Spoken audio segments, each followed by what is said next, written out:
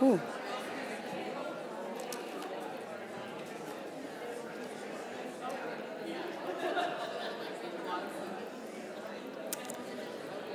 Good morning, everybody. Good morning. I got lots of sleep, so I'm feeling great. I just want to start the day here, and we're going to start it in one of the most beautiful ways possible. We have elder and visionary Mary Courchene, aka Jaimie's Nana. Not only is she a wonderful and warm and amazing person to just be around, she just makes your heart feel good. And all of the kids that she's taught over her long career, I've met so many of them, and they talk so highly of Mary. And she's had such a huge impact here in the city of Winnipeg and beyond. So it is a real honor and pleasure, as always, to have Mary start us off.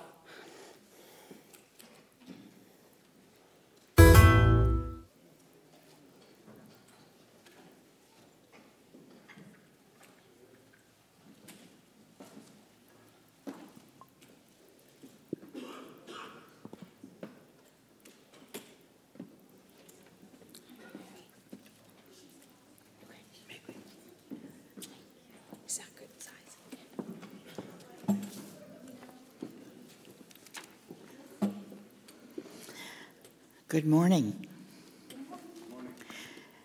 As I was sitting there looking at the podium and wondering, I thought, oh my, it looks like a big, tall podium. And I had visions that only my head will be showing. Anyway. I'm just so happy to be here with you this morning to bring words of gratitude for life, and gratitude that we're all here this morning to hear visions, to hear dreams. And I really like the title of this. The future is Indigenous. I've been around for a long, long time. When I was a little one, and I was on the reserve, there were a lot of my relatives, and my uncle comes to mind. He lived off the land. He never had a job, like, a job, but he lived off the land. He fished, he hunted, and he had the most beautiful, warm home. They were next door neighbors to us, and as a little wee one, I used to run over to their place and make sure I'd be there early, because my Auntie Nancy would be always baking, and she would do that first thing in the morning.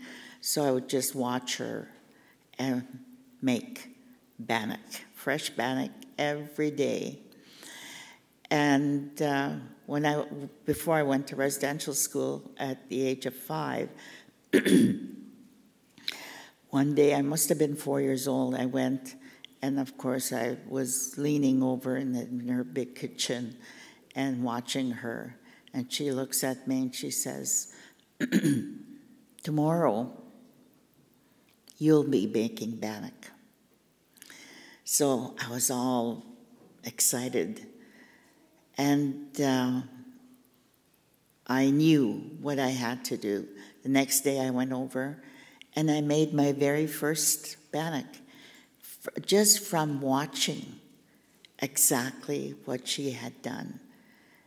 And she had all the ingredients prepared, and all I had to do was mix and then knead the dough and put it in the oven.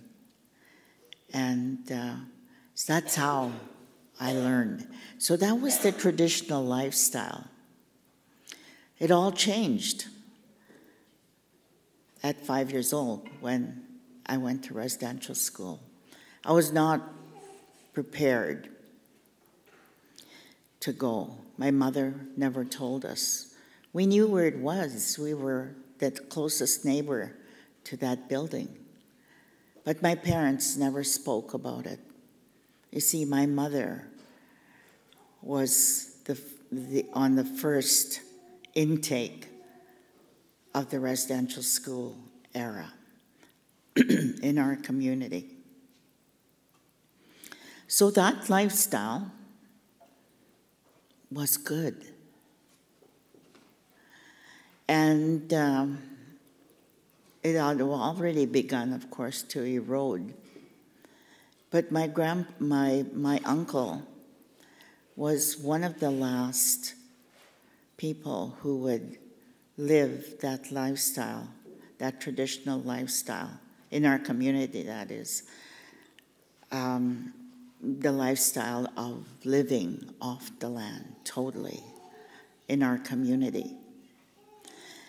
So it is, and now I'm here, and the art world, as we know it, is life. And so it is with great honor that I am here to welcome all of you to that, to imagine what it's going to look like perhaps in 100 years as the future, the seventh generation, perhaps will be celebrating something like this. It'll be 100 years and they'll say, 100 years ago, it was here. And 100 years ago from today, it was all over. Art was all over. However, it was, and it was part of life. I want to share with you our special prayer. A prayer that was passed on to me from my dad. And I say it every day, every morning now. And it was, again, it happened when I was about maybe 3-4 years old. And I was a curious kid. And I used to wonder, whenever my dad happened to be home because he worked.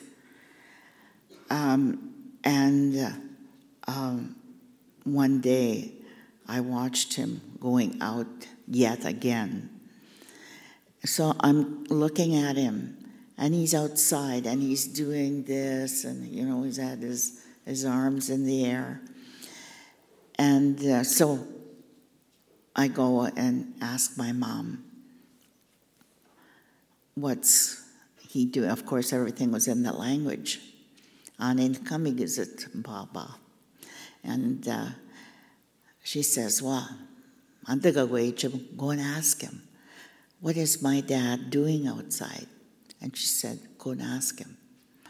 So I went outside. I had permission to go outside. And it seemed like he was talking to someone. So I didn't want to interrupt him. And I let him finish. And then when he was finished, he looked and he saw me. And I said, I said, why are you doing what you are doing? And he looks at me and he says, Miigwech de nag siya manito. I'm saying thank you to Creator. And I'm talking to him, to the Creator, and I'm saying, thank you for life. Thank you for giving me another day to walk your beautiful earth. And I ask humbly that I walk softly. He looks at me. That's what I'm saying. And all I said was, oh. That's all a little kid wanted to know. Anything beyond that, there was no deep conversation. I forgot about that prayer. I forgot, totally. I went to school, decades passed. I left school. I got married, had children. And right around the time that my children were growing up, I began to seek who I was, who I truly was as Anishinaabe Ikwe. And it was then, and I sought elders, I began to go to ceremony. And and I had all of that thinking to do. And I felt that I had, for many years, that I had lived a pretend life. And I did. I lived a pretend life because I just wanted to be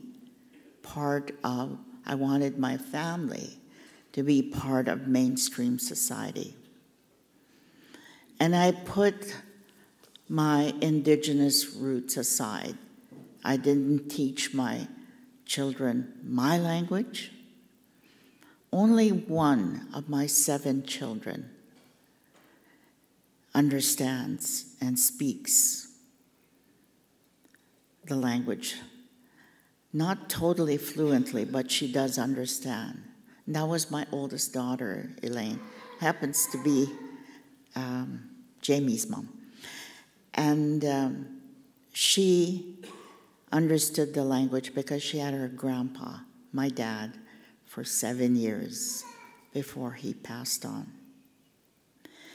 So it's always an honor for me to be able to say that prayer in honor of my dad. It was then that prayer had come to me. So I want to share it with you. So if you wouldn't mind standing for 2 minutes, a couple of minutes.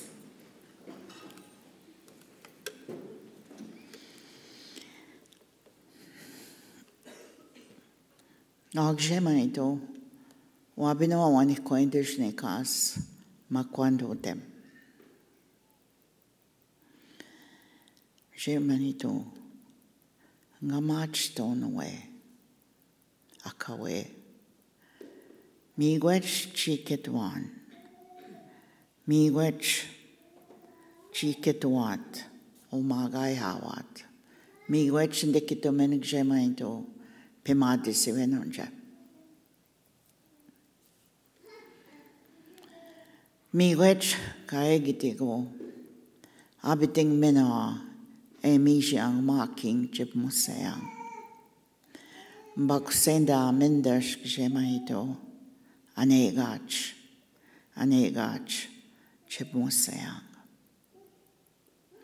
Nimishom sinanek gokumenanek. Weekenda nawa wino wegunene minupimadisian. Midashiwe pekusenda mang Jaimie Kainina went chicken the mang. Gonna gain na bangi. He gonna minupimatisrin. Gagi tamoat. Chimana chitiang. Anegach chip musayang umaking. Chimanach tuwang kinagego miwe. Ngitimagisimen dashkshemaito. Ngitimagisimen. Kendas young. Pangietago anentugo kenda nawa. Chanishnabek. Boksenda amengae. Chibenani cinnamon. Vishewa disiven. Miwe anish. Japitendagok. Vishewa disiven. Ishanega asyong. Vishewa disiven. Ngamiga dimen. Ngagi dimen. Ich bin der Schang, Iwe, ich erwarte sie, nga Kendamen, nga Sagitimen. Jaimie, miwe bek sendamang nang Kagishak. Chimi wedge. Gitimagen Mishnam tago. Gitimagen Mishnam. Gitimagen Mishnam. Miigwech. Miigwech, thank you. And we'll have a super, super day.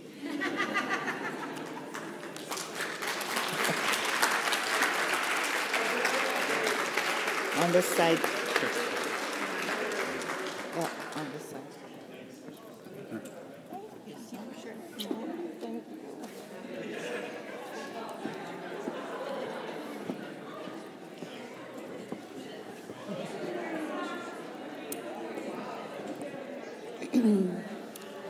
So I just want to start by saying thank you for all of the performers last night. For those of you that could join us, it was a pretty amazing group of people. I know last night when my kids had danced their little feet off, especially the smallest one, and I put her to bed, and she had fallen asleep in the car. And when I scooped her up, I could just smell the beautiful medicine of sage. And that's thanks to Cheryl and Joseph. Thank you for doing your beautiful performance, Light TP.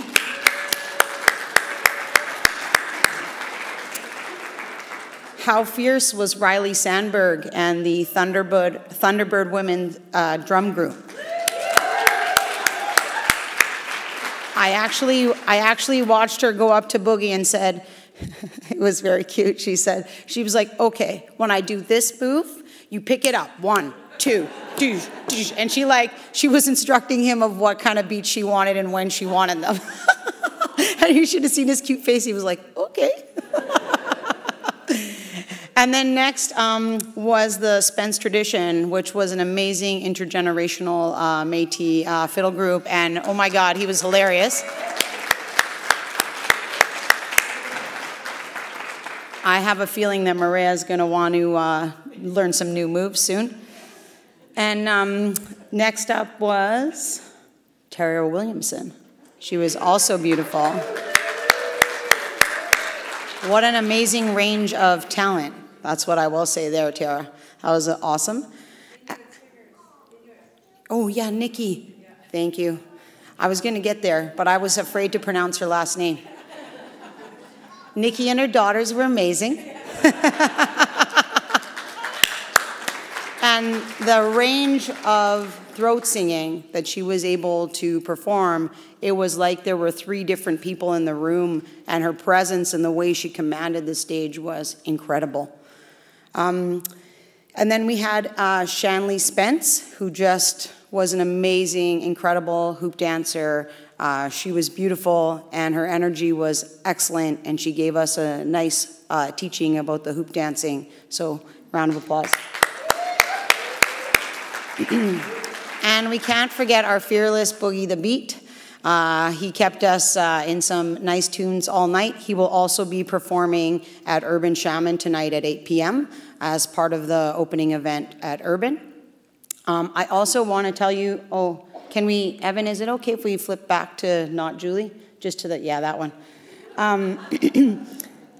I also want to say that we are live streaming. We have an amazing team from Montreal that's here live streaming everything for people who cannot be with us. It's on there, I think. I can't see it. Anyways, it's definitely running, and there's been definitely some feedback, and people are watching, so that's awesome. Also, too, within the next month, we will have it available on the IIF AbTech website for everybody, and we'll definitely get Duke's amazing talk on there as well. I feel like there was one more thing I was supposed to say. Anyways, maybe it will come to me later. I do want to now introduce a friend and a colleague who's been on a very different journey since meeting me and Jaimie. I want to introduce Dr. Stephen Borys, our director and CEO here at the Winnipeg Art Gallery. Is he here? There he is.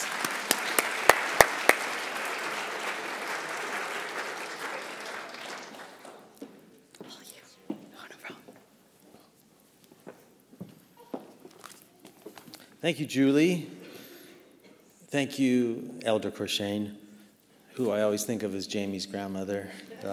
So welcome to the WAG, and for those visiting, welcome to Winnipeg. It's my hope that you experience the warm and friendly spirit of our city. I couldn't be more excited for the WAG right now to be one of the hosts for this year's Future Imaginary Symposium. Big congrats, thank you to Julie, to Jason Edward Lewis, the rest of the team at Initiative for Indigenous Futures, and all of the organizations and individuals who are making this amazing gathering possible. Shout out to Canada Council. I know Sylvie Joubert is with us today. Steve Loft, two of my supporters and counselors through this journey. Last night I got home and my son asked me where I was, simply by that powerful fragrance that filled our house. When I told him, he knew exactly what it was all about. This morning I wrapped my scarf and the fragrance was slightly sweeter from last night's light teepee. And that thought has stayed with me when I think of the WAG right now. People often ask me, what has changed about the gallery? It's not always easy to pinpoint one or two things, but I usually talk about three actions.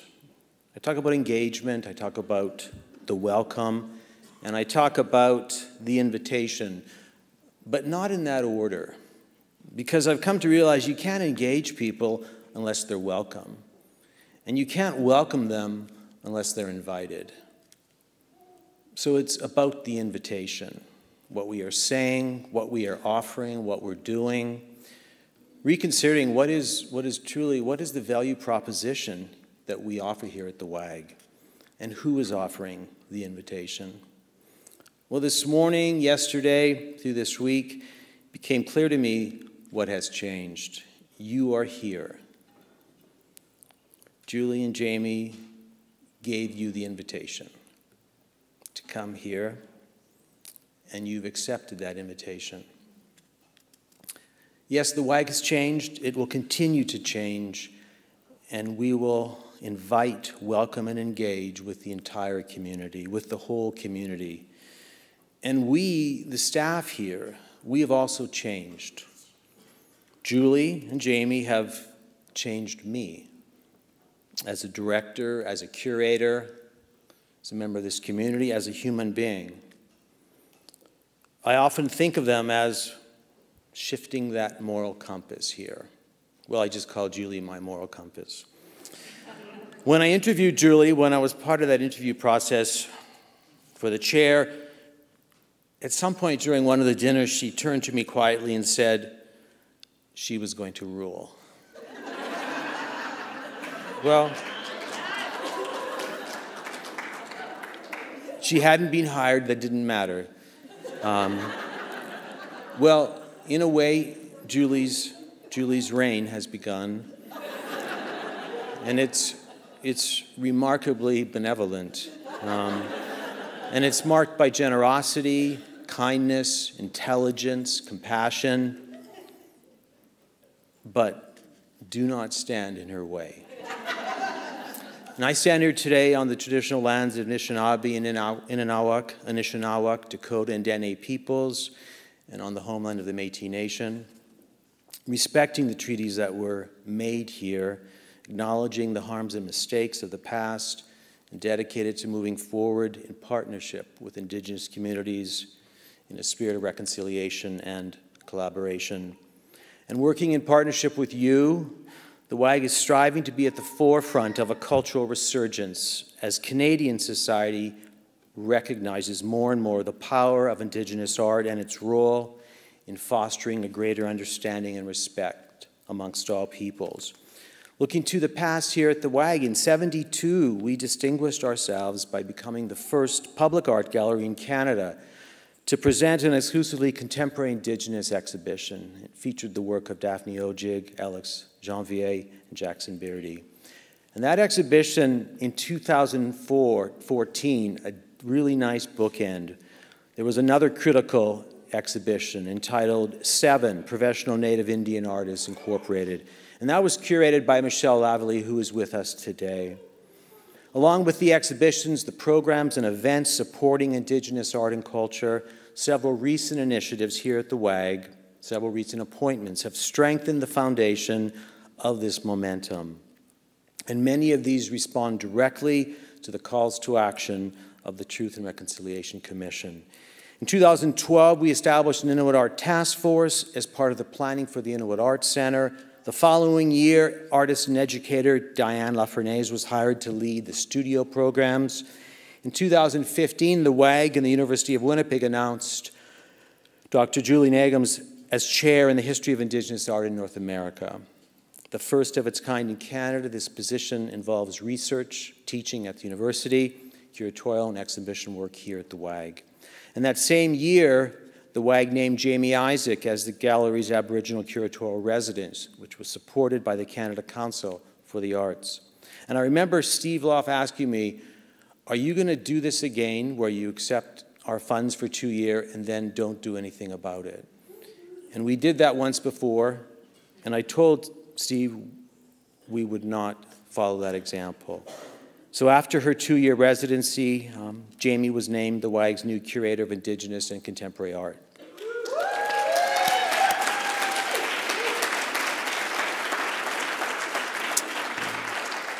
And this fall, the WAG commissioned Dr. Heather Iglesiorte of Concordia University to act as the guest curator for the inaugural exhibitions of the Winnipeg Art Gallery's Inuit Art Center, which is currently in development.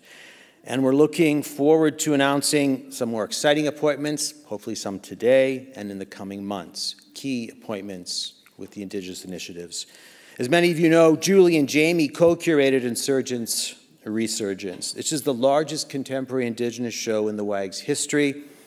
The groundbreaking show features 29 artists from across the territories and nations, including 12 new commissions. It's great to have both the curators, but several of the artists here with us today. Insurgents Resurgence is perhaps the most ambitious show in the WAG's history, but clearly the most ambitious presentation and one of the few in Canada produced by one single institution led solely by Indigenous curators. The show heralds innovative curatorial practices, new museum templates, modes of expression, representation, reflecting Indigenous ways of interpretation and understanding. Perhaps there's no better moment in Canadian history, in North American history, to exhibit and critically analyze contemporary Indigenous art. The work upstairs and around this building pushes the boundaries and provides a platform for real dialogue with the community. And ensuring the future continues with an even greater Indigenous presence, the WAG assembled this year the Indigenous Advisory Circle, which is chaired by Julie and Heather Iglesiorte, both who are participating in this symposium. And this circle is providing leadership and counsel in the development of exhibitions, programs, education, outreach, partnerships. Many of you also know the WAG is home to the largest public collection of contemporary Inuit art in the world, and that's one of the reasons we're developing an Inuit Art Center. I'd like to acknowledge the amazing work Dr. Darling Howard-White, who has led us to this point. This will be the first of its kind in the world, celebrating Inuit art, the people who make it, and the lands from which they come. It will connect North and South, bring us together to meet, share, create, and understand. And it will be an opportunity for us to stride forward together through art, storytelling, with the Inuit leading the way, standing as the first and the strongest voice. We know our city is home to the largest urban population of Indigenous people in Canada. And what does the future look like? What role does art play? What is the role of the Art Museum? Each day as curators and educators like Julie, Jaimie, Heather, Diane, and others lead the way at the WAG, we learn more and more about our roles, our responsibilities, and the opportunities. Amazing potential to make a difference in people's lives across communities. And what really matters is an inclusive future for all, and that's what we're striving to do here at the WAG. So thank you for inviting me to participate, and welcome.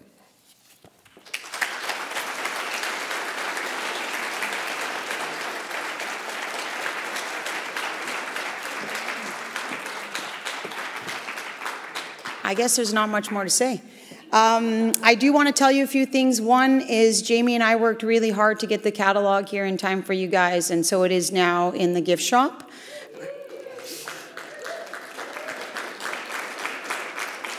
Also, too, the gift shop is providing 10% discount for anybody who is at the symposium. So there's lots of really great, beautiful things there, and Christmas is in a couple weeks. I do want to also acknowledge and thank all of our partners and sponsors. A special shout out to Video Pool Media Arts. Video Pool is going to be doing the workshop on Saturday, a scratch workshop that will be part of the arcade. Also want to say thank you to the University of Winnipeg and the Winnipeg Art Gallery. Also, didn't thank Social Sciences and Humanities Council yesterday, who definitely has had a large contribution to this event. Also to Canada Council of the Arts for being able to have the Indigenous Curators Exchange here at the same time. It was such a beautiful opportunity to work together on that. Also to Creative New Zealand, Australian Arts Council, and the Norway Arts Council for bringing all of their wonderful Indigenous curators and artists here for us to have this kind of international dialogue. We are really excited and thankful to have all of these amazing voices in the room. And without further ado, I want to call up the IndigeFem panel, which I'm very excited about.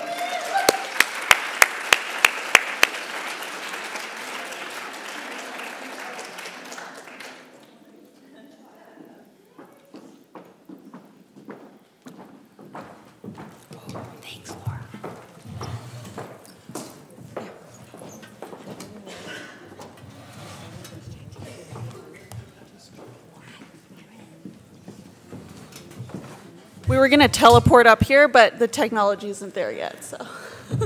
But we're working on it. Yeah. Also, too, I do want to give a big round of applause to the amazing research assistance team. I want to say that this year in the curatorial streams program at the University of Winnipeg, when I got to know that we actually had 4 Indigenous applications for the master's program, and 3 of them accepted. I was so excited, and I actually called them my dream team, and they are in fact my dream team. So I want to thank Sylvia and Laura and Beth and Fran. I'm missing somebody. Jasmine, who's been crushing it. So I do want to say thank you to you guys. Without you, none of this is possible, and you guys have just been doing an amazing job. So round of applause for you.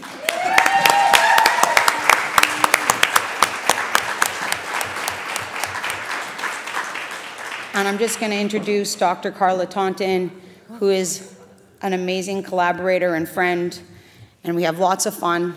And this year we're not able to drink wine at the symposium, but next time. What did you say? I said this time we're not allowed to drink wine at the symposium. No, next year. Next year. But Carla is an associate professor at NSCAD University. She is also part of the GLAM collective with myself and Heather, and she is on sabbatical this year. Whew. And so I'm going to let you take it. Here's the... Oh, yeah. To the sides. Great, thank you. Okay, well, good morning, everyone.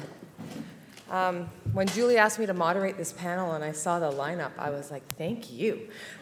It's a real honor and a sheer delight to be chairing this session. So, without ado, I would like to introduce our incredible panelists briefly. And then we will have short conversations by each panelist, and we're hoping to have an actual dialogue session amongst these incredibly brilliant Indigenous women.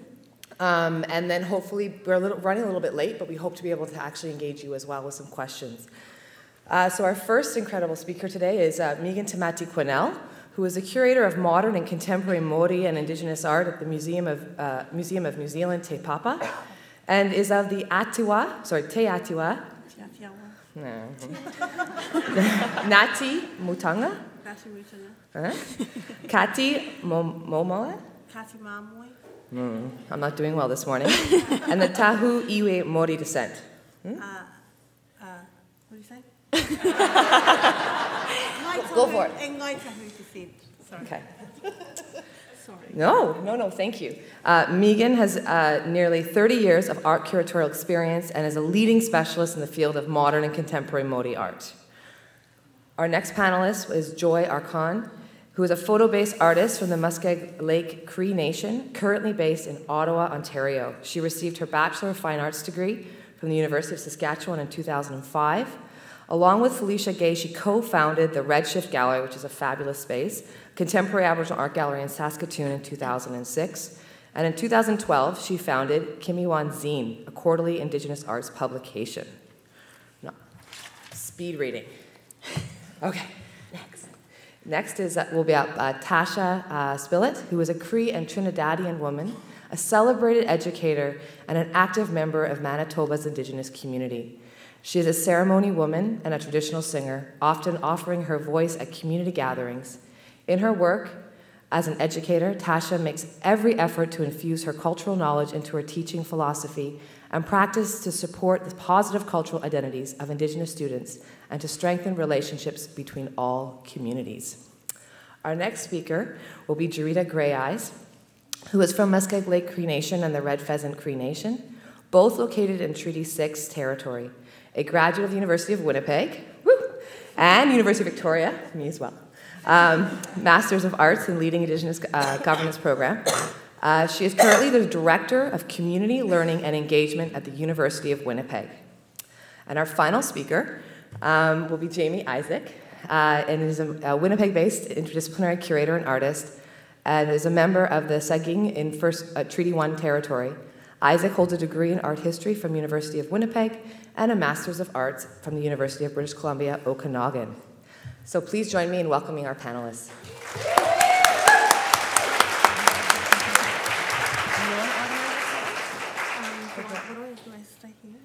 You can do whatever you like. What would you prefer? Probably standing. Yeah, standing is great. Can we have some lights on the podium, please? Oh, they'll do it? Okay. Do I just push that? So that is me. So, ko ranganui kei runga, ko papatua nuku kei raro, ko nā tangata kei wanganui, ti hei mauri ora, kei te mihi a hau i te ātua nui i te rangi, nana nei nā mea katoa, i ngā karangaranga maha, i te whānau whānui, i te iwi whānui, tēnā koutou, tēnā koutou, tēnā koutou katoa.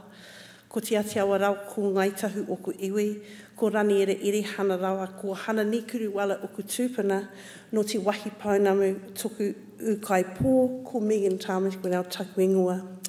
The brief greeting I gave is as a mihi to acknowledge my place in the world, to thank Julie and others for inviting me to be here, and to introduce myself. So I wanted to begin by talking about mana wahine Māori. Now, I've written a whole paper, so I probably won't do the whole paper because I understand we want to have a conversation.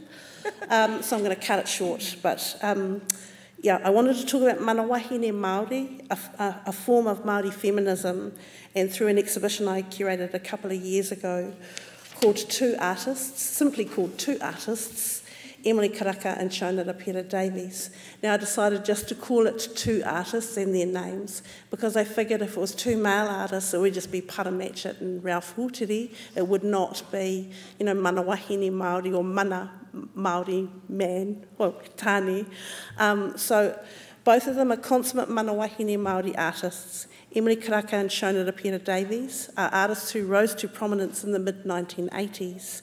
Both were part of a generation who were described by the late academic Dr. Ranginui Walker as the firstborn intelligentsia, an articulate and eloquent anti-colonial voice which emerged to argue for the shift in nationalism to biculturalism. Prior to artists like Karaka and Rapira Davies, Māori women had little or no presence within the New Zealand art world. The show I put together focused on the work of these two senior Māori women artists, their practice and their leadership. It focused on what they, independent of one another, and perhaps without conscious intent, opened up for generations of Māori women. Their practices contrasted strongly. Through the works selected, the exhibition showcased the differences in their individual practice, style and approach, but located them together as generational contemporaries and as artists of determination, power and vision. Curiously, they had never been shown together before, even though they knew one another and were kind of similar. So this is a work by Shona Rapira Davies. It's called Ngā Morihu, and Ngā Morihu means the survivors, and they are life-sized clay women, and they're delivering what we call the karanga, and the karanga is the call of welcome that Māori women do, and kind of usually senior women do it. And so it goes through this thing. She covered them up. Originally she had them naked, and she said that someone came into her studio when she was firing these women and kind of made fun. So she covered them in these black, kind of shapeless outfits to really talk about the covering up of Māori women's sexuality through things like Christianity. And then she wrote text on them, and some of the text is completely derogatory, and it's really the stuff, they're like scars, the things that women, Māori women particularly, carried. So things like, it says, dirty Māori, Māori women are easy, lays, but it was a worse word, those kinds of things on them. And there's a little poem, there's a poem on the child who's at the front, who's about the future, which talks about actually a tribal link between a particular tribe, hers and another tribe. The painting at the back is Emily Karaka. So Emily Karaka defines herself as an abstract expressionist painter. Her work is recognised through its expressive intensity, her use of high-key colour, and her gritty address of political issues related to land and the Treaty of Waitangi. She cites New Zealand artists Colin McCann and Philip Claremont and a Māori artist Arnold Wilson amongst others as influences on her work, as well as her father, her whakapapa or genealogy, and family, including her musician brother called Dilworth, who was in a band called, I can't remember what the band's called, gone out of my brain, and a painter, Gretchen Albert, with teaching her how to work with and not be afraid of colour. Shona Rapira Davies is a sculptor who also has a drawing and painting practice. Her work is introspective and reflects the time it is made in. Her use of text in her work express vulnerability and often a painful perspective and a view into a personal world. I mean, her work kind of makes me weep, Shona.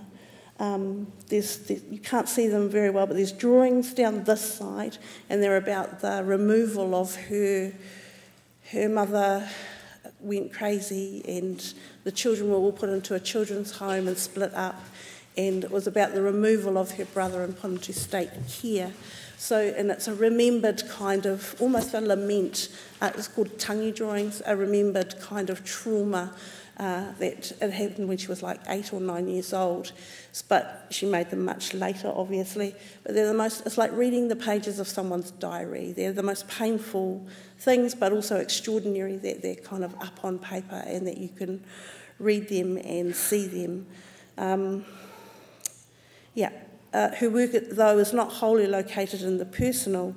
It has correlation with a discourse about the social impact of colonisation, particularly related to Māori women and issues to Māori sovereignty. It can also be defined, Rapira Davies says, by the person viewing it. Rapira Davies is interested in process. She's particularly interested in process. When she was making those Ngā Morihu figures, she used to ring me and talk to me about double helixes and how it would help the arms stay up, and how the buried army of China once had giant skis that they stood on, but she had made it so they don't have that. Anyway, it was all like, okay, that's interesting. She took you with you where she went.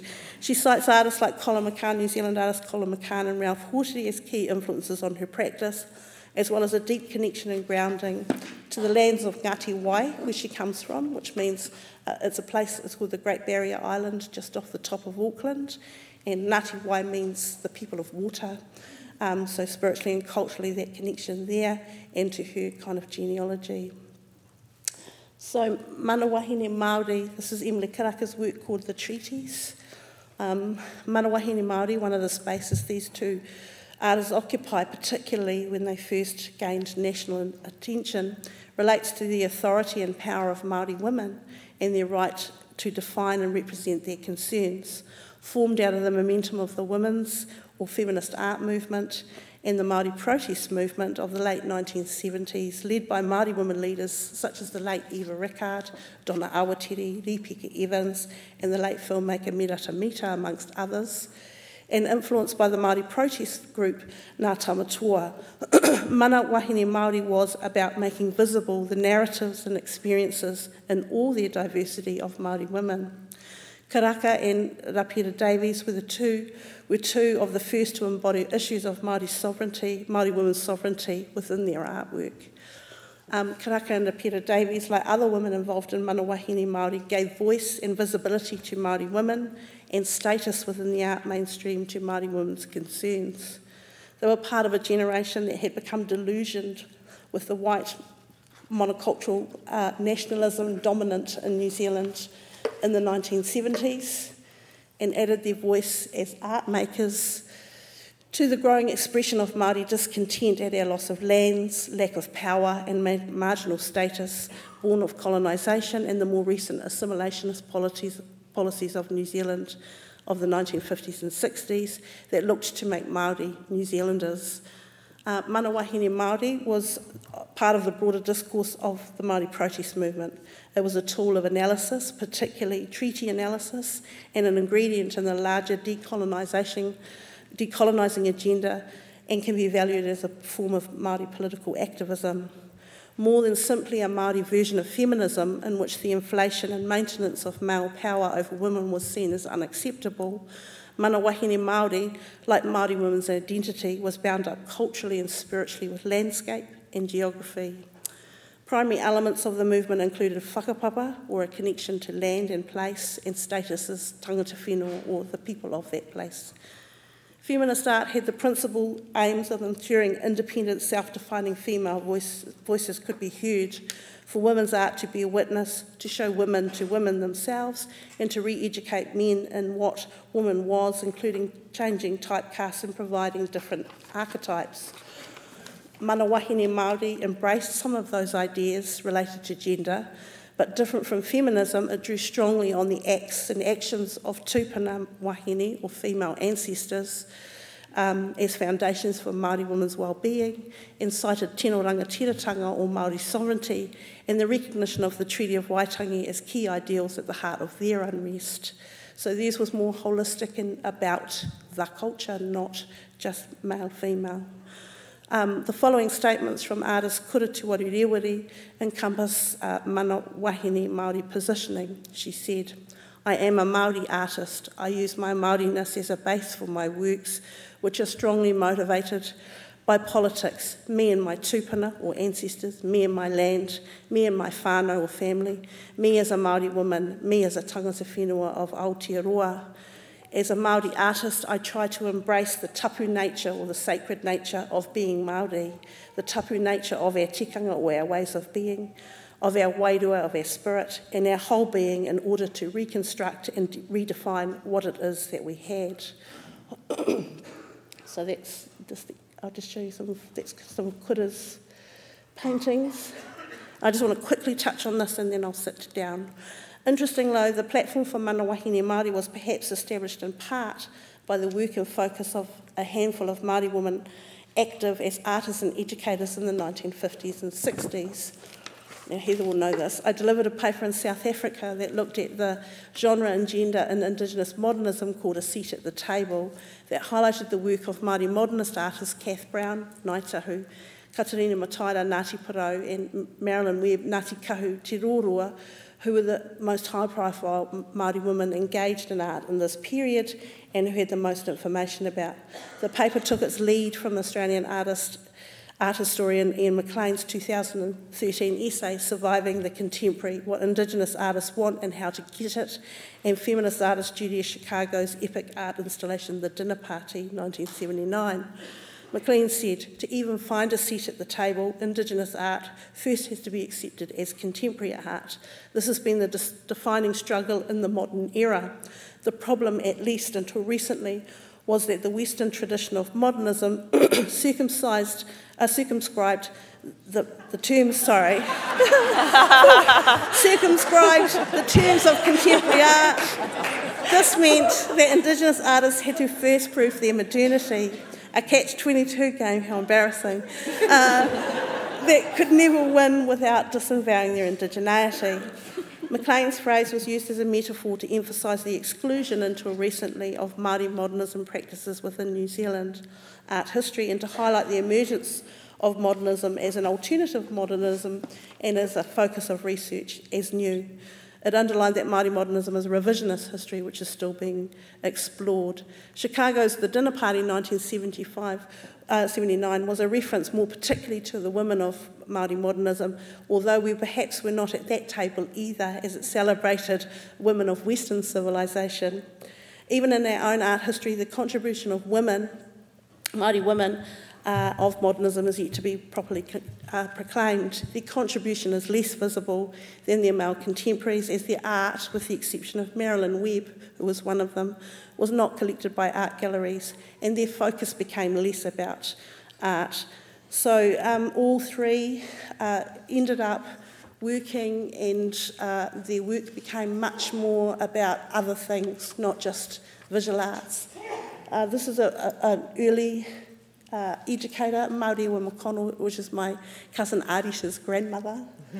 A woman called Miri Kururangi again, who was in the art advisory. They did these publications called The Single Poi and took Māori art into schools.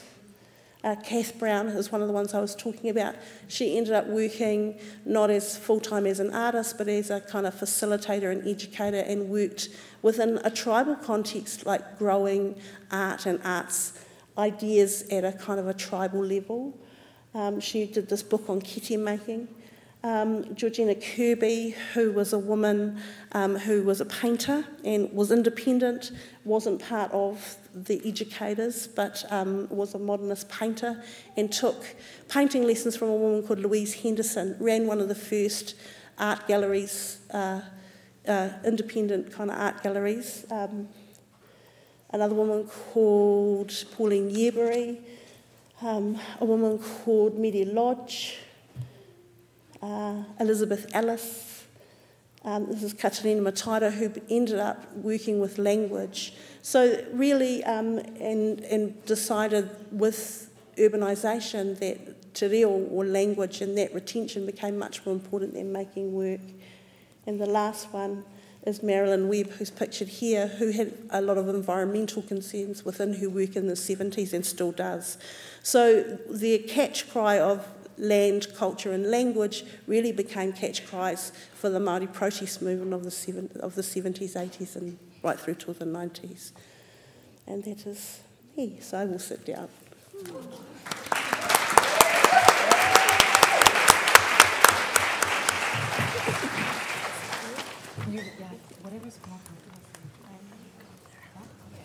So our next speaker is Joi Arcand.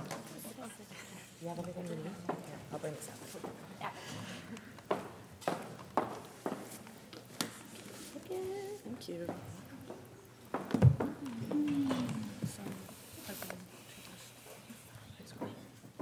I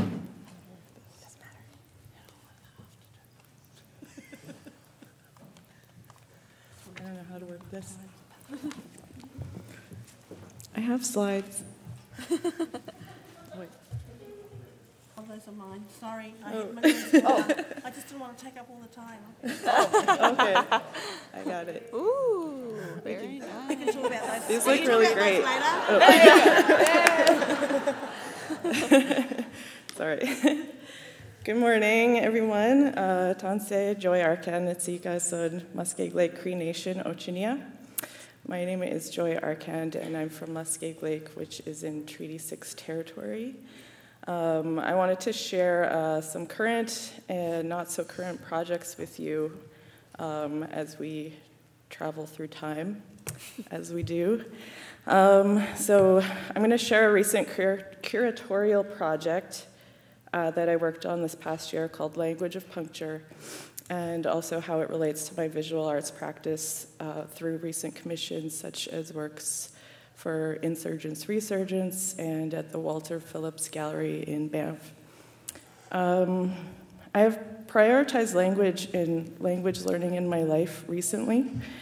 For me, an Indigenous future includes speaking our languages, which connects us to our past, our ancestors, and the land. As a non-speaker, I would like to acknowledge all the language keepers who are here and the teachers I've worked with throughout my life, such as Joseph Netauhau, Dolores Sand, Belinda Daniels, Gladys Wapas, Daryl Tramikis, Randy Morin, Micah Gum Augustine Arcand, and numerous aunties and uncles.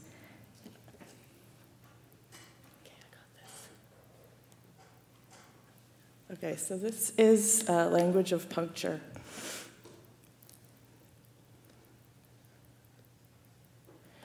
In her monumental textwork, Nowhere Else, Chicana artist Alicia Reyes McNamara quotes the Cuban-American poet Gustavo Pérez Fermat. The fact that I'm writing to you in English already falsifies what I wanted to tell you. My subject, how to explain to you that I don't belong to English, though I belong nowhere else. Although Pérez Fermat and Reyes McNamara are referring to the respective relationships to the Spanish language, bilingualism, and the hybrid language of Spanglish, the plaster-covered words corner me as a non-speaker of my language. The words are difficult to decipher, carrying the weight of not knowing one's language. Outside the gallery was a site-specific work by Anishinaabe collective Ogimau Migana, Susan Blight, and Hayden King. The collective has done several public interventions in Toronto since Idle No More, promoting language reclamation and revitalization. This copper stenciled message appeared on a soon-to-be-destroyed freeway, which will ironically take the gallery with it. The text is spray-painted in Anishinaabe translates to, "All walls crumble, the land remains." I'm going to read a little excerpt of their write-up for this project. The Anishinaabe endure. We do so through settler colonial time and across space.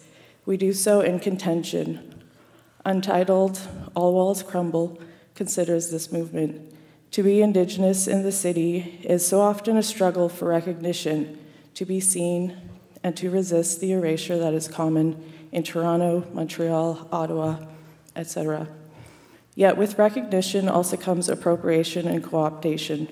In this unease, we consider the benefits of erasure, or at least covert movement. Inspired by stories of our relatives and ancestors counting coup, and Basil Johnson's description of warfare more generally, the Ogama Migana Project considers the tension between visibility and invisibility to challenge settler colonial logic.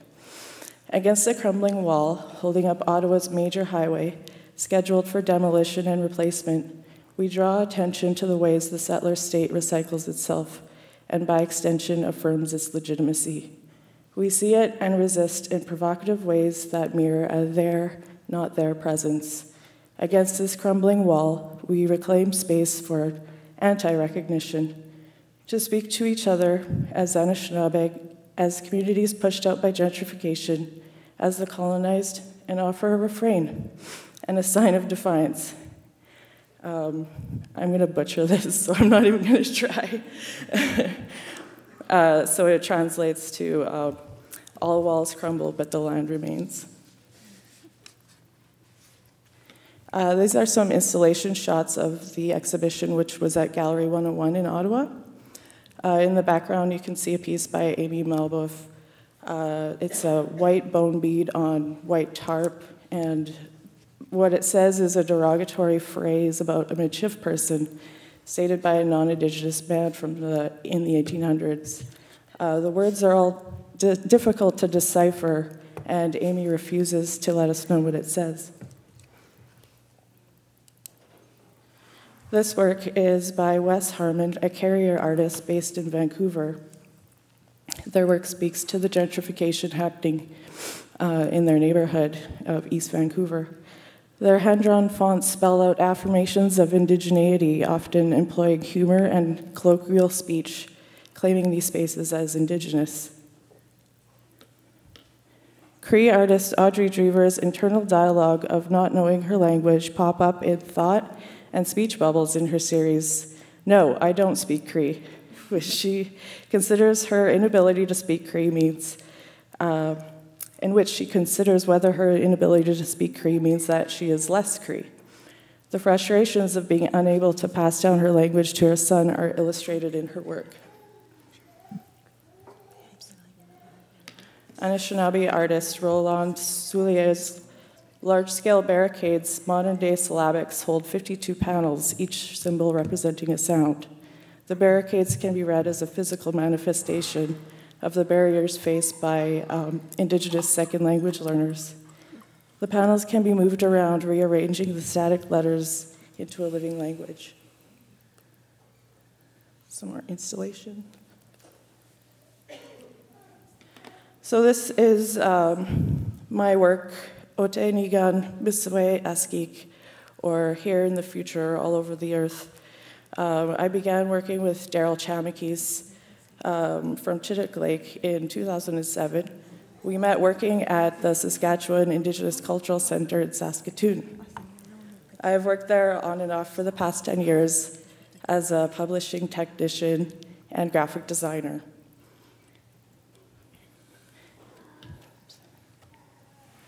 In my day job, I spent a lot of time designing and typing in the 7 languages represented at the center: Dene, Dakota, Nakota, Lakota, Soto, Plains, Woodland, and Swampy Cree. Though I have been exposed to and have been learning the language throughout my life, it was in these daily interactions where it began to seep into my psyche. For example, although I'm not Dene and cannot speak Dene, I was able to understand its rhythms and structure through its written form. At the same time, I was learning stories about Cree syllabics and began seeing the shapes and letter forms in traffic signs and symbols.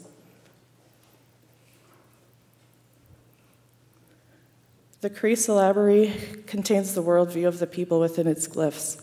These visual markers tell their own stories of strength and resistance, and as designer Chris Lee argues, should be considered as a contribution to Indigenous typographic history. When I study them, I begin to connect shapes with sounds. As American artist Eben Heath describes, I am listening with my eyes.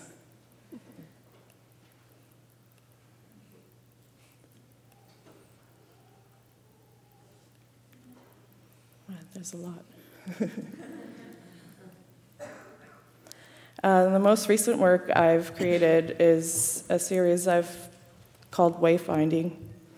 And it's a series of 4 illuminated signs currently installed in 3 separate locations. This one is in Toronto in an exhibition called Morning Star, co-curated by Jason Berg. This one's there too. And this one is here, upstairs. And this one was commissioned by the Walter Phillips Gallery in Banff, which will be up, I think, until next summer sometime. So these words speak to one another over time and space. They convey a frustration in not understanding and learning the language. Ekauya nepewasi kiam namoya nitwewuna niten nidote nehiwan. As Felicia Gay wrote, these works are meant as a public intervention to relay to the public an Indigenous-centered worldview and what would implicate if Indigenous languages were as visible as English and French. What would this shift in power implicate? How would the lives of Indigenous women and Two-Spirit be treated politically and civically if Canada was Indigenous-centered through language? The end.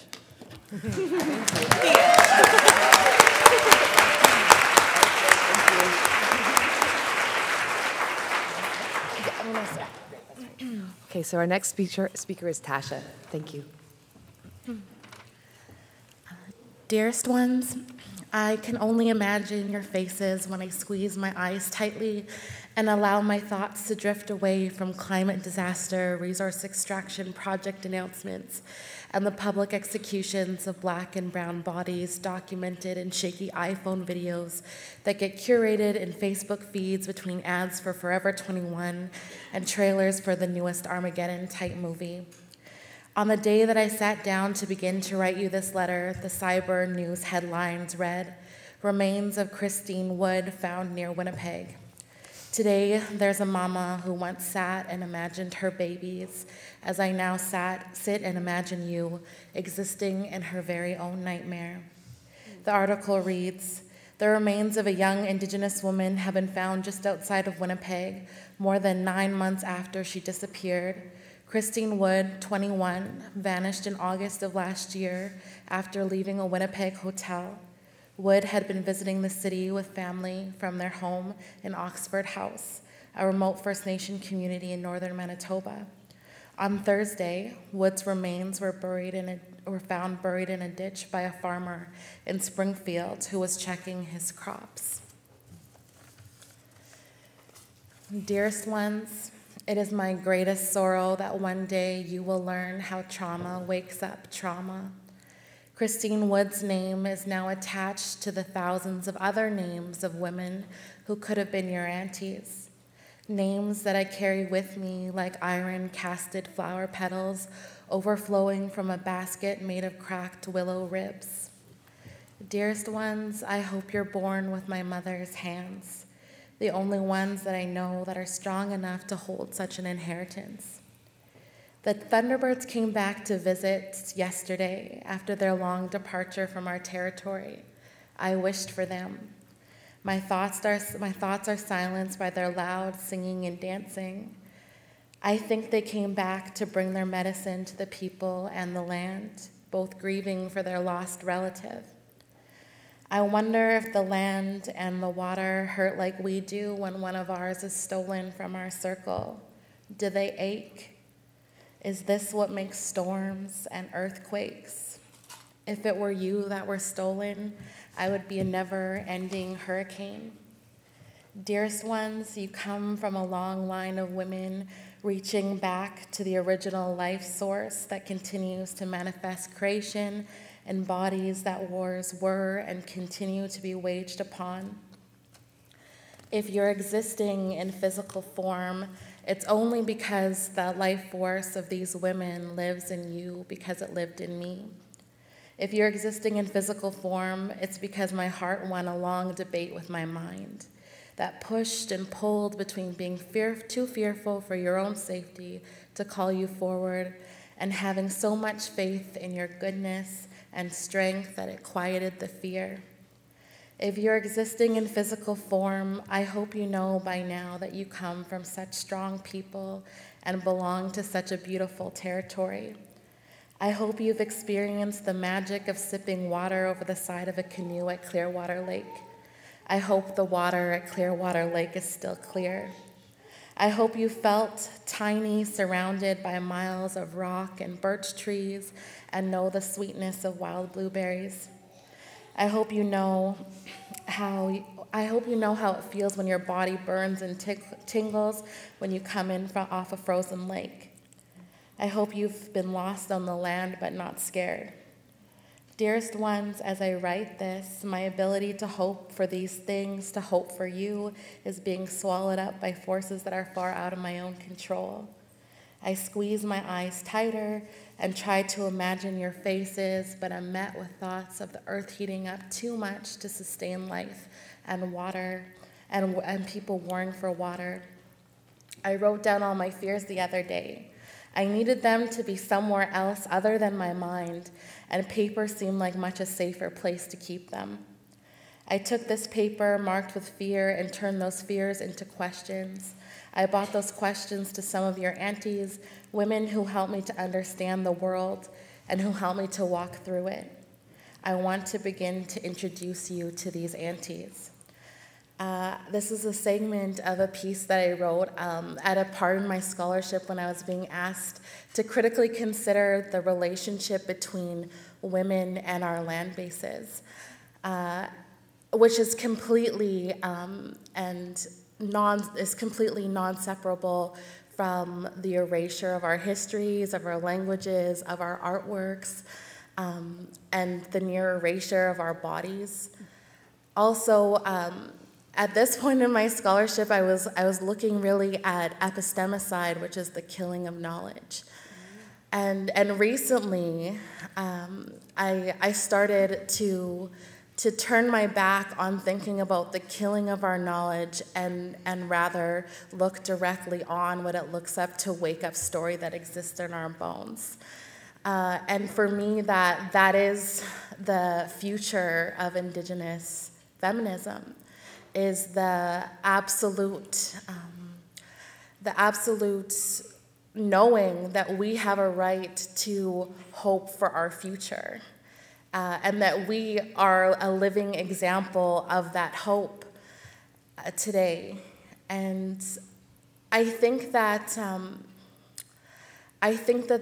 that is beautiful and transformative. And as one of my new sisters, Karen Recollet, said in an interview we did yesterday, an example of radical love, which I completely appreciate. And so I have no answers, but what I do have is amazing aunties and sisters in which we can continue to have these dialogues and conversations. And so, like you, I'm looking for answers, so I would rather leave space for some time and dialogue to have that conversation. Kinanaskamenegose.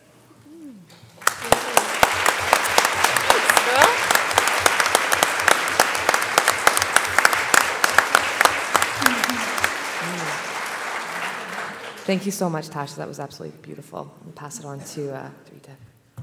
Bonjour, Indinue Magnatuk, Jarita Greyeyes and Dishnakas, Omoshkego Quayni, Maskayo Sagahiganik, Indoji, Tanseni Wagamagana, Jarita Greyeyes Nitsigasun, Maskayo Sagahiganik, Otinia, Nia Neheyao Esqueo, Notawi, Ogimau, Glen Kiskitega, Nipan, Nitsigaso, Nigawi, Carol Greyeyes, Nitsigaso.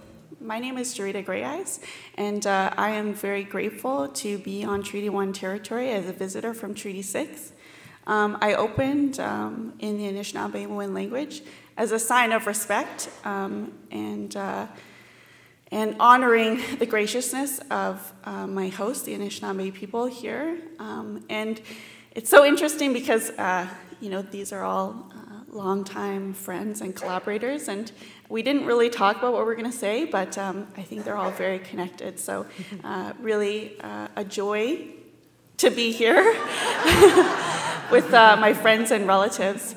And I also want to acknowledge, as a second language learner of both Nehewewin and Anishinaabe, to acknowledge my teachers too. So the late Frida Hennekew, Dolores Greyeyes Sand, Delvin Kennedy, Daryl Chamakis, Joseph Natauhau, who's here, Randy Morin, and as a guest here and a student of Anishinaabe, I've really learned a lot from Annie Belanger, Wabanakwat Canoe, Jason Peranto, and Darren Courchene.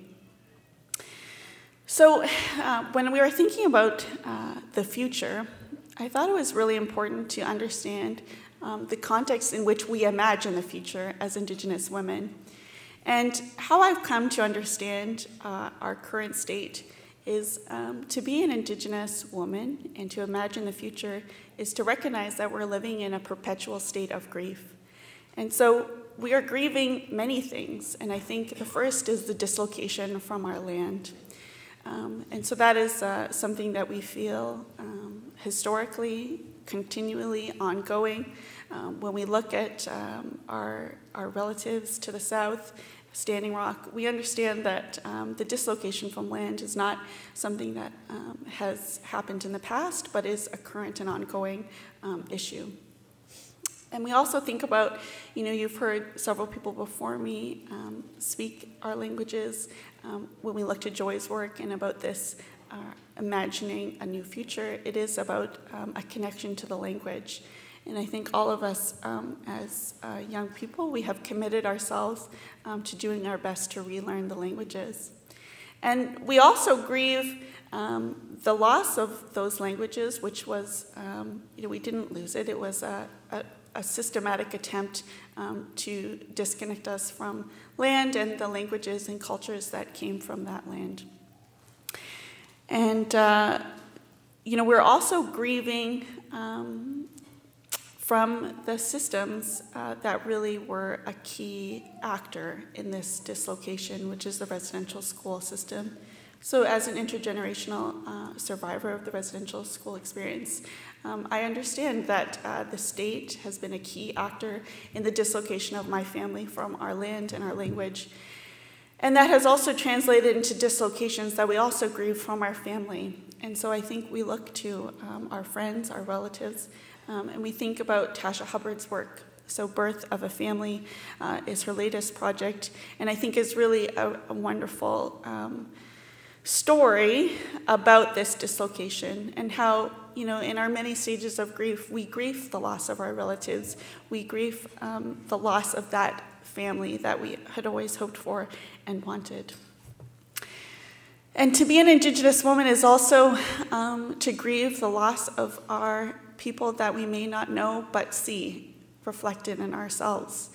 So when I first moved to Winnipeg 3 years ago, the summer of that was the summer that the late Tina Fontaine, who was 15 years old, who was murdered and put into a trash bag and thrown into the Red River.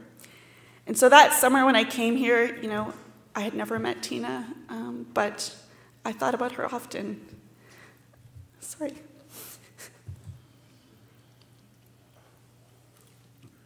Because we know that even despite our relative privilege as people who are educated, who have jobs, that very easily could happen to our nieces, our sisters, our aunts, our parents. And so this constant state of grief is one in which we recognize our own vulnerability, but also the systems that have created that vulnerability. And so, we are not imagining the future in a context in which we have any sort of semblance of safety or security.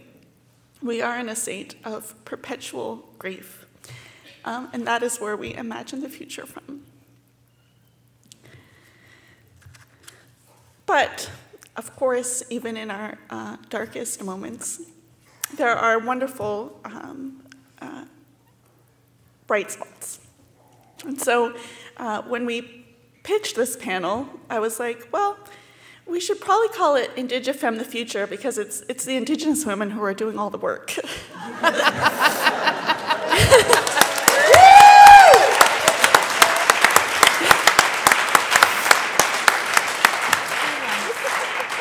And I think in the current era, so in Canada, for our guests who are here, we're in the era of reconciliation, which I don't really know what that means. But I think it's really interesting that I think the primary voices and the public voices of reconciliation, particularly for Indigenous people, have been men. And I think there is like a deep disconnect between the performative pieces around reconciliation and the substantive action that actually is working towards restoring the harms and creating the spaces for communities and families to connect and heal. And that's being done by Indigenous women. And so when I look to the work that all of the people here are doing, and when I think about the representations of the future that we want to see, I look to the projects that we've been involved in. So Joi founded Kimwan Zine, and as a collaborator on that project, my number one role is like to be Joi's cheerleader in all of her projects, which is a wonderful role. And I think for me, why I wanted to support Joi's work on that project was really because it was about women deciding how we wanted to work as a collective, and then acknowledging the efforts of other Indigenous women who were creating really amazing pieces of art. And despite this context of perpetual grief in which we create things, have created really wonderful visions of the future. And so there was a few projects that I think really spoke to me. So, Joi's Here on Future Earth projects, the reimagining of our current territories and places where we live and work as being indigenized through this use of syllabics in our everyday world. And I think we also, I was asked to be part of the Indian Super Meeting series. So we had awesome trading cards in which we had our superpowers, and my superhero alter ego is Jay Gray, and I harness the power of the thunder beings in a bolt, and I eviscerate heteropatriarchal colonialism with my super bolt. And I think that's a wonderful way to think about it, because I think all of the Indigenous women that I know and artists who are creating this new imagination, this new future, really are doing it in a way that's grounded in actually doing the work. We aren't talking about it, we're doing it. And so when I think about the future, I think about Wendy Red Star's Thunder Up Above series, and I think about jingle dress dancing on the moon. So, exciting.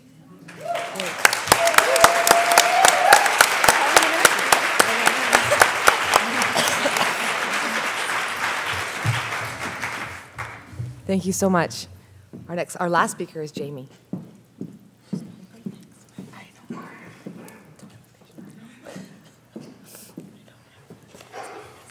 But I'll figure it out. Oh, there's my first aid.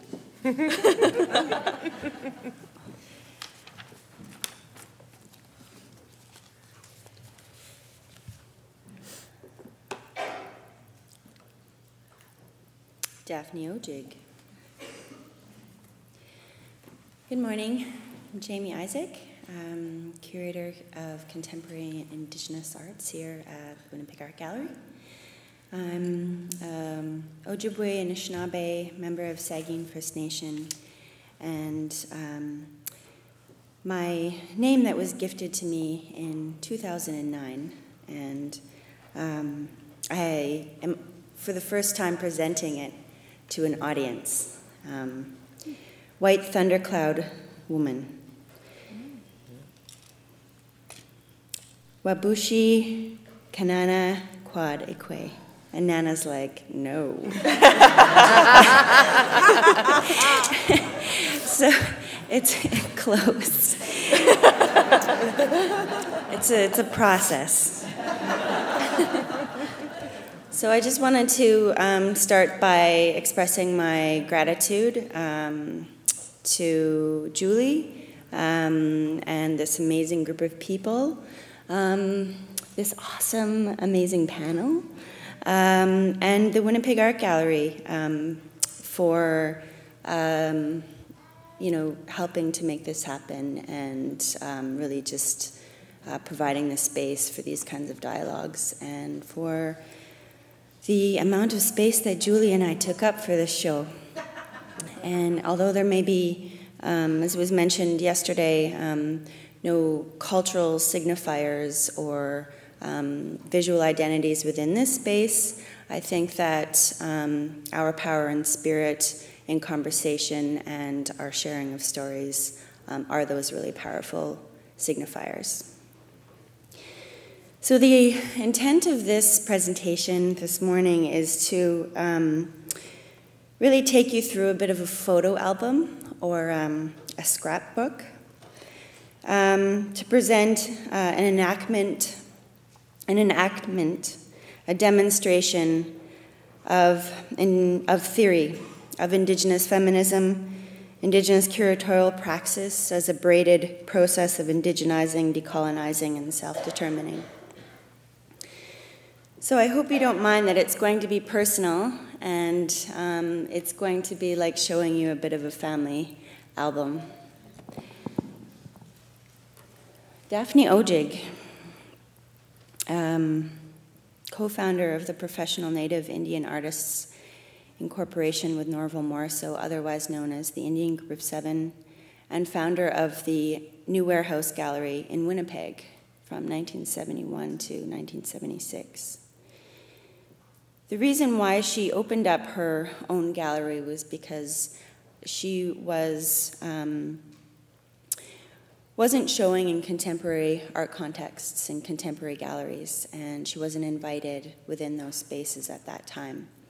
And she was still, and of her contemporaries and the artists that she worked with weren't being shown in that contemporary context. So she opened up her own gallery. And I think that many, and I've heard other people, other women curators and artists, call her sort of a grandmother of the arts world and Indigenous feminism. When my son saw this this morning, Thunderbird Woman, he's like, "Is that Wonder Woman?" Like, yeah, kinda.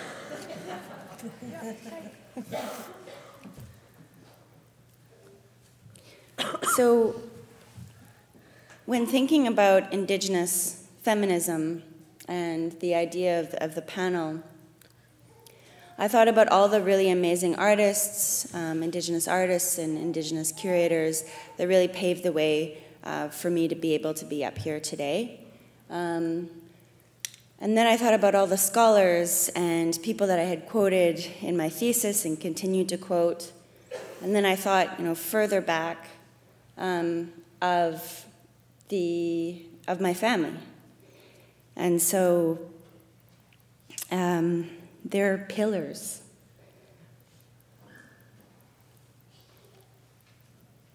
I come from a really strong line of matriarchs that continue to inform and influence my practice.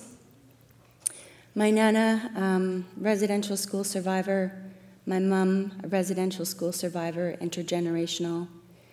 And my auntie Bebs, who's also a leader in the community, in ceremony.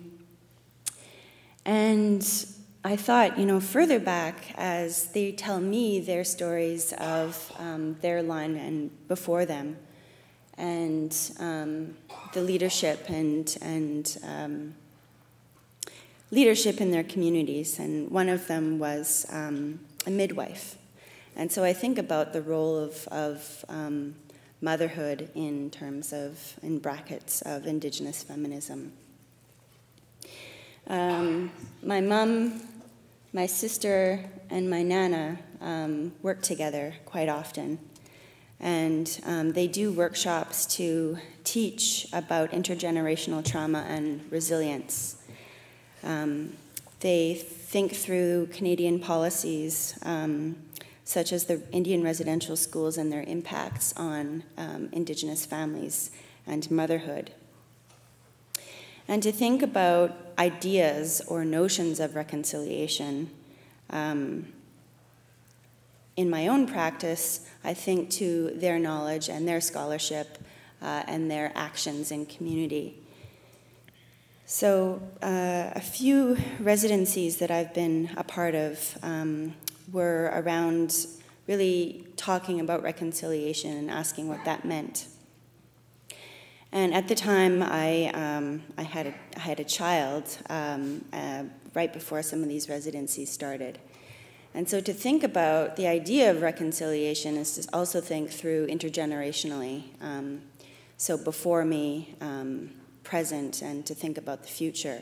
And I couldn't possibly think about being at a residency or some of these conferences without my 5-month son with me, because he's the next generation and he's the generation in the future that we were speaking to.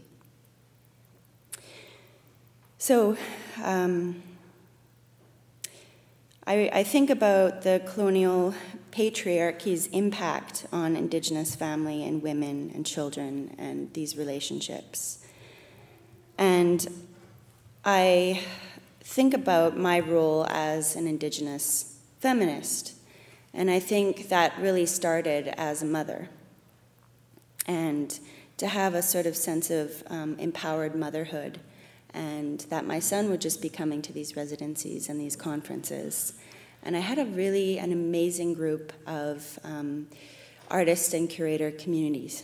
So in the middle picture, you see Adrienne Stimpson, Leah Decter, myself, Cheryl Arondel, and Chris Boyce, and my son, who's on Leah Decter's lap. And as he kind of got restless, he was passed down this panel. And it was just really amazing to have that sense of community and that work could still get done. The picture here with this big baby head is my son at 6 weeks old at an Idle No More round dance at Polo Park. And that was just really important to have him with me. And there's this sense of, we can't go there, we can't do this, we can't be a part of this, we've got to take a break from all of the things that we're passionate about because we're looking after our little ones. And I think it's detrimental to the future of their knowledge. And so just bring the kids is what my Nana and what my mom taught me. Kathy Mattis is also very important to me as a mentor. We did a formal mentorship through the Manitoba Arts Council, and she introduced me to the Aboriginal Curatorials Collective and to women at Mentoring Artists for Women's Art. And she wasn't an easy mentor. Kathy, are you in the audience? Oh.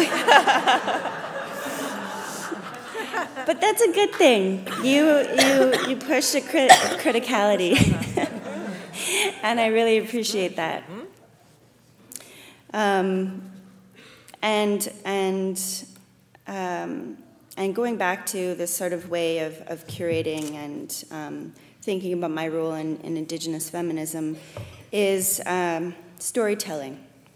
So as you know, my Nana just spoke before me, and she's a wonderful storyteller. And when I was talking to my mom yesterday about, I'm kind of nervous about this panel, I want to be able to present in this photo album kind of way, in a relaxed, personal way, but I just can't tell good stories like Nana can. And my son was kind of half listening, and his yogurt is all over his face, and he's like, Mommy, I think you tell delightful stories. So I'm trying to tell you a story, I guess, today. I also work with an amazing sisterhood collective called the Ephemeris, and this is a still from the first film that we made in Indian, with Nikki Little and Jenny Wester and myself. We've worked on several projects together, and I can tell you a little bit about them as we go along. Oh, go back. Okay.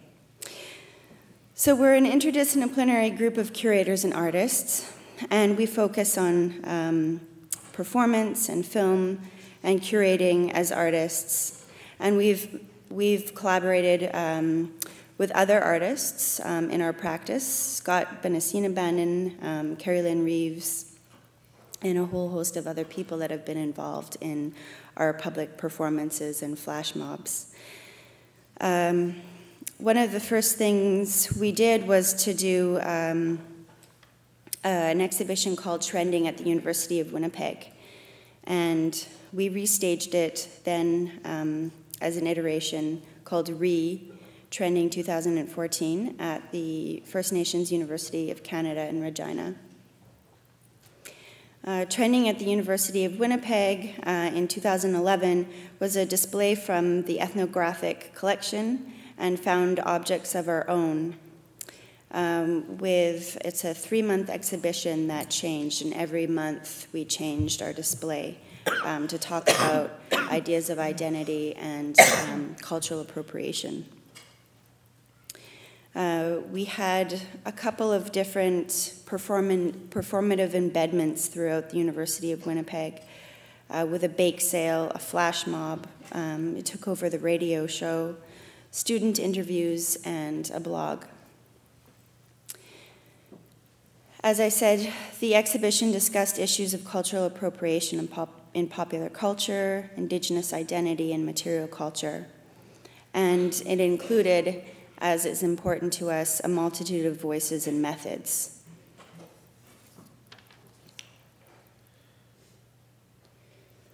In 2012, we had kids, and we didn't mean to do this. I didn't mean it that way. We didn't mean to do it together. They were all a wonderful surprise. But we're really starting to think about our roles as mothers and engaging with our culture and enacting theories of Indigenous feminisms. And part of that was with the retrending in Regina, we had really amazing people to work with, Catherine Boyer and Judy Anderson. And Judy was really amazing because she kind of recognized that we were a little bit like, how are we going to get this work done and also look after our little ones? And she's like, oh, I'm just going to take the kids for a walk. And so she did that a few times, and I really appreciate her there and all of the great women that were there to help and recognized that we wanted to put this exhibition on and talk through these ideas. So in 2014, that summer, we were involved in Plug-in Institute's Summer Institute. And it was an institute thinking about ideas of feminism or feminism. And we thought, well, our kids are young, 1.5 and 2. We could bring them, or we could try find care for them and have the stress of them having separation anxiety while we're trying to get work done. It was in the summer. And we ended up bringing them. And to bring them into a contemporary art context was interesting to begin with, because we had a lot of raised eyebrows and thinking that this wasn't a place for kids. And it was interesting kind of negotiating those institutional spaces that way and to assert our presence, their presence in these ideas that we were talking about, which was Indigenous feminisms. And throughout the week, other mothers with little ones were like, yeah, I'm gonna bring my kid as well. And we ended up getting work done, and none of the art was messed with. And we had these really interesting conversations, and we sort of shifted the idea of the fact that these little ones were welcome in that space and welcome in that narrative of our futures. So we made little T-shirts for them and a bunch more for other people coming in on the open day, which was called "This is what a feminist looks like, with the mini a little bit bigger. Mm-hmm.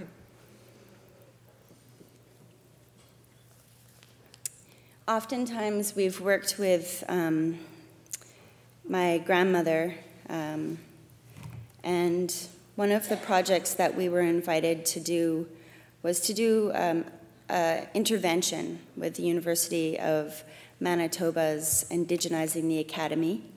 And instead of really giving a longer talk, we made a sign and put it up on Alumni Road. And we didn't ask for permission. And we asked my Nana what the sort of translation of alumni might be. And through different texts and emails and conversations on the phone, she came up with Kagi Ayawatoma. Did I say that? And it translates to those that were here before us. And I thought that was really amazing to think about. You know, it's still Alumni Road in a way, but it's also referencing a history much longer than the university being there. And we were honoring the alumni, but also the original inhabitants of the land. And this is sort of our gesture or intervention of indigenizing the academy. I think it stayed up for 2 months, and we're still kind of trying to find where our sign might be.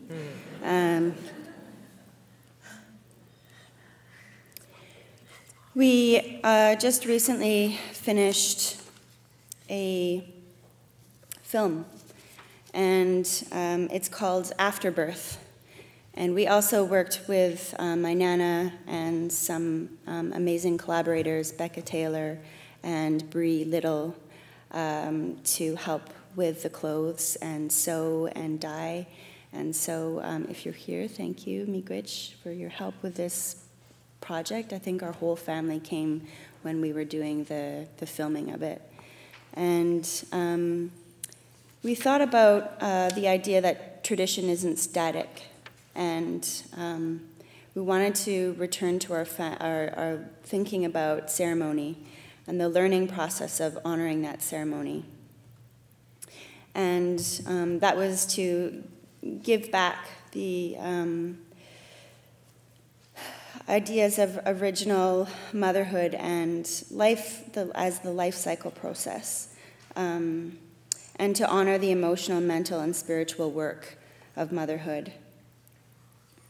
We thought about our responsibilities as women and mothers and people in our community that speak to part of intergenerational trauma is the healing through language and through culture and revitalizing that. Kim Anderson says that it was the emotional intelligence of motherhood that really transformed me into an Indigenous feminist. And I think I really side with that, and I think that for me it was really important, and I know for Jenny and for Nikki, this sort of transformation into motherhood. And we did that together, and we did it with a whole community. So as I said, I've worked with my Nana and my mom and family in my art and curatorial practice.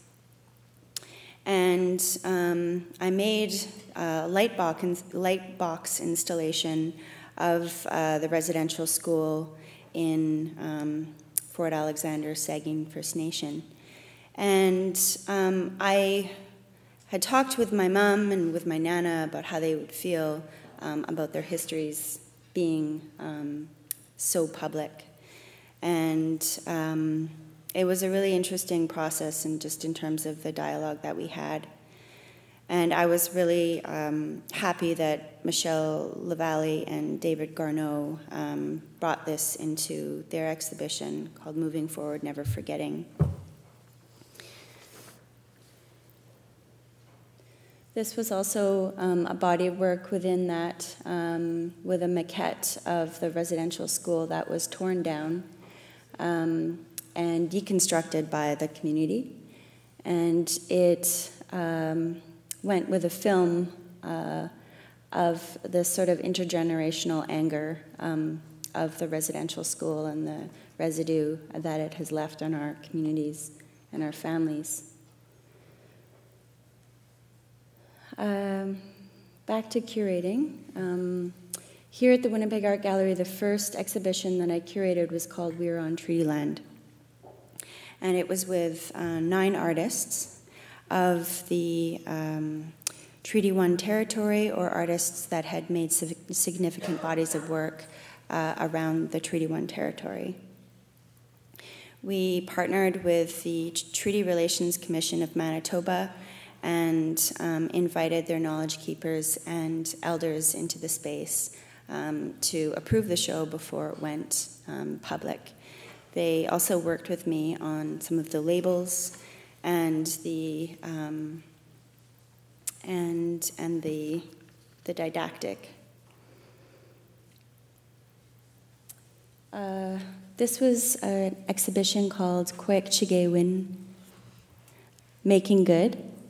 And it was an exhibition from June to September 2016, and it was about sort of negotiating or thinking about notions of reconciliation and enacting one of the Truth and Reconciliation Commission's calls to action.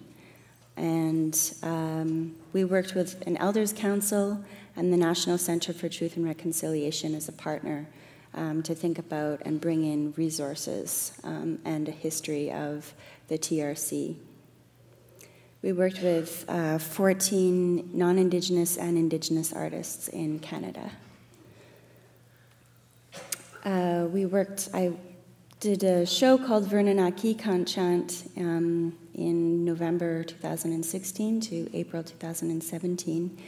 And it was a sister exhibition to Border X. And Border X was kind of a heart project for me. It was a show I probably would have wanted to curate if I knew what curating was when I was 13. And so I was able to sort of return to that time. And it included mostly men, 1 woman, in the show. And I think that was also really indicative of the time and the culture, because it's still very much a male-dominated area in surfing, skateboarding, and snowboarding. So I often was like, I don't think I'm being a feminist with this show because there's only 1 other woman in the show. And I invited Kaylee Cornell, Lydia Herbling, and Julie Nagam, our scholars, but they also ride, and they reflected on ideas of borders and boarding culture as a way to negotiate land and respond to the land, and thinking through ideas of territorialism. And I think back about why this was so important, and I still center it as a sort of feminist, indigenous approach to curating, because when I started snowboarding and skateboarding, it was the first time really that I had a feminist position and recognized a feminist position within that world. And my stance politically, negotiating land and territory. So as a first political and feminist stance, I was often told, oh, you're good for a girl. And I was like, I'm just good.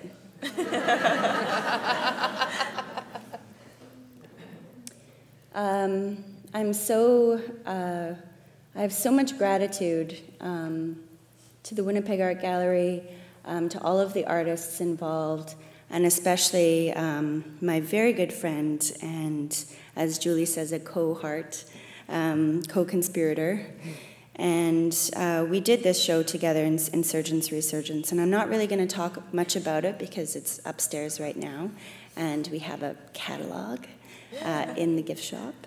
So I just wanted to say that it was so amazing to work with Julie, with the staff at the WAG, Destiny Seymour as the exhibition designer, Scott Benacine-Bannon as the documenter of the show, and all of the just amazing artists that just pushed it, and Joi being one of the artists. Her wonderful work is on the stairwell and in the elevator. It can't be missed. And so with that, I just wanted to say, Kinan and Dinawe Maganak, all my relations. Miigwech.